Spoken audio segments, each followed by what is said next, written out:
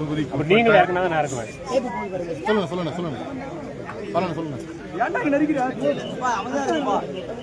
அரியலூர் மாவட்டம் செந்துறை ஒன்றியம் குன்னம் சட்டமன்ற தொகுதிக்கு உட்பட்ட அங்கனூர் கிராமத்தில் எனது சொந்த கிராமத்தில் தற்போது வாக்களித்து திராவிட முன்னேற்றக் கழகத்தின் தலைமையிலான மதசார்பற்ற முற்போக்கு கூட்டணி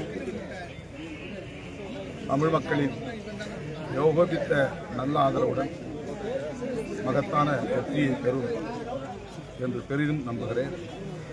200க்கும் மேற்பட்ட இடங்களில் திமுக கூட்டணி வெற்றி பெறும். அறுதி பெரும்பான்மையுடன் திராவிட முன்னேற்றக் கழகம் தனித்து வெற்றி பெற்று ஆட்சி அமைக்கும். தமிழ் மண்ணில் மதவாத அரசியலுக்கு, வெறுப்பு அரசியலுக்கு இடமில்லை என்பதை இன்று மக்கள் தீர்ப்பாக எழுதுகின்றனர். அண்ணன் தலைவர் ஸ்டாலின் அவர்கள் சொன்னதைப் போல இது 2 கட்சிகளுக்கு இடையிலான யுத்தம் இல்லை, 2 அணிகளுக்கு இடையிலான யுத்தம் இல்லை, 2 கருத்தியலுக்கு எதிரான யுத்தம். அந்த யுத்தத்தில் தமிழ்நாடு வெல்லும். மீண்டும் தளபதி முத்துவேல் கருணாநிதி ஸ்டாலின் அவர்களின் திராவிட முன்மாதிரி ஆட்சி மலரும். சமூக நீதி தொகுதி பங்கீட்டின் போது கூட்டணி கட்சி தலைவர் சிறிய மனக்கசப்பு இருக்கு. அந்த மனக்கசப்பு இந்த வெற்றியை பாதிக்கும். அதெல்லாம் வெறும் யூகங்கள் தான். தேர்தல் நேரத்தில் பேச்சுவார்த்தை நடக்கிற போது இது போன்ற முரண்பாடுகள் அல்லது கருத்து மாறுபாடுகள் வருவது இயல்பான ஒன்றுதான். ஆனால் அது கூட்டணியை எந்த வகையிலும் பாதிக்காது. ஒப்பந்தம் கையெழுத்தான பிறகு நாங்கள் அனைவரும் ஒரே சக்தி தான். பேச்சுவார்த்தை நடக்கிற போது தனித்தனி கட்சிகளாக நாங்கள் பேசினாலும், எங்களுக்கான இடங்கள் குறித்து உரையாடினாலும், நாங்கள் ஒரே அணியாக ஒரே சக்தியாக நின்று களமாடி இருக்கிறோம். கட்டுக்கோப்பான கூட்டணி, பலம் வாய்ந்த கூட்டணி. எங்கள் கூட்டணி வெற்றி பெறுவதற்கு எங்கள் கூட்டணி பலம் முதன்மையான ஒரு அம்சம். இரண்டாவது, இந்த கூட்டணி கொள்கை சார்ந்த கூட்டணி என்கிற நன்மதிப்பும் மக்களிடையே இருக்கிறது. அது எங்களுக்கு. மூன்றாவது, கடந்த 5 ஆண்டுகளாக திராவிட முன்னேற்றக் கழக அரசு பல்வேறு புதிய திட்டங்களை அறிவித்து வெற்றிகரமாக நடைமுறைப்படுத்தியிருக்கிறது. குறிப்பாக பெண்களை மையப்படுத்தி பெண்களை மேம்படுத்துவதற்கான பல திட்டங்கள்.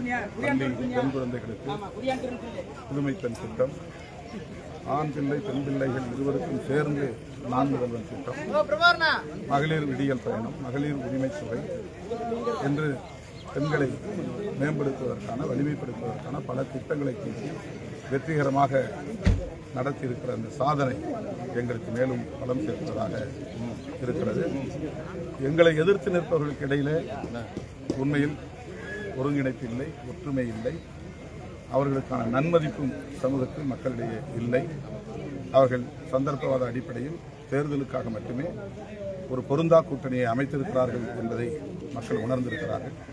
அதேபோல நண்பர் விஜய் திமுக வெறுப்பை மட்டுமே மூலதனமாக்கி அவர் திமுக ஆட்சியை அப்புறப்படுத்த வேண்டும் என்ற பரப்புரையை மட்டும்தான் மேற்கொண்டார். அவருடைய எதிர்கால திட்டங்கள் என்ன, அவருடைய கொள்கை கோட்பாடுகள் என்ன என்பதை பற்றி இந்த 3 ஆண்டுகளில் ஒரு நாளும் அவர் பேசியதில்லை. ஆகவே அவர் வெளிப்படுத்திய திமுக வெறுப்பு உள்நோக்கம் கொண்டது என்பதை மக்கள் உணர்ந்திருக்கிறார்கள்.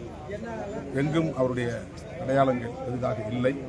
எனவே திமுக தலைமையிலான கூட்டணி மாபெரும் வெற்றி பெறும்.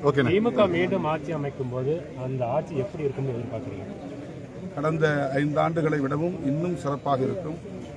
கடந்த 5 ஆண்டுகளில் கல்வி, மருத்துவம், சுகாதாரம் போன்றவற்றில் இந்தியாவிலேயே முதல் மாநிலம் தமிழ்நாடு என்கிற ஒரு எல்லையை தொட்டது. அது மட்டுமில்லாமல் பொருளாதார உள்ளூர், அதாவது ஜிடிபி, அது 11.2 இலக்கத்தை தாண்டியது. 11.9 என்று கருது. அந்த அளவுக்கு உள்ளூர் உற்பத்தி, ஒட்டுமொத்த உற்பத்தியின் சதவீதத்தை உயர்த்தக்கூடிய அளவுக்கு பொருளாதாரத்திலும் மேம்பட்டு இருக்கிறது இந்தியாவில் இந்த மாநிலம். அப்படிப்பட்ட வளர்ச்சியை நாம் மேலும் உறுதிப்படுத்துவோம் என்று முதலமைச்சர் கூறியிருக்கிறார். நிச்சயமாக அவருக்கு ஒரு தொலைநோக்கு பார்வை இருக்கிறது. தமிழ்நாட்டை இந்தியாவிலேயே முதன்மையான ஒரு மாநிலமாக அனைத்து துறைகளிலும் அனைத்து தளங்களிலும் கொண்டு வருவதற்கு பாடுபடுவார். அதற்கு நாங்கள் உற்ற துணையாக இருப்போம். திமுக இரண்டாவது முறையாக ஆட்சி அமைக்கும் போது விடுதலை சிறுத்தைகளின் முக்கிய கோரிக்கை ஏதாவது இருக்குதா? அது ஆட்சி மலர்ந்த பிறகு நீங்கள் கேட்க தேங்க்ஸ் சார். நன்றி.